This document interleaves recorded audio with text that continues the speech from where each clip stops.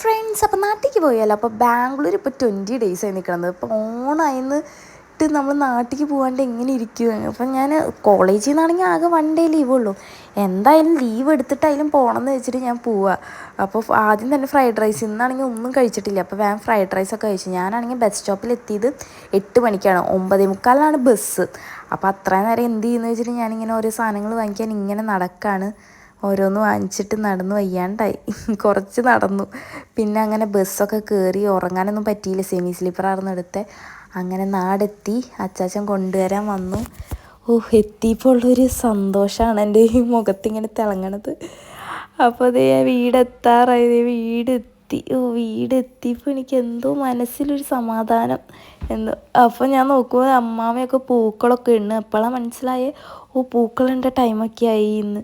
ഇപ്പോൾ റീസെൻ്റായിട്ട് കുടിക്കുന്ന ഡ്രിങ്കാണ്. അപ്പോൾ ഇത് ഞാനൊരു 10 വാങ്ങിച്ച് ഫ്രിഡ്ജിൽ വെച്ചിട്ടുണ്ട്.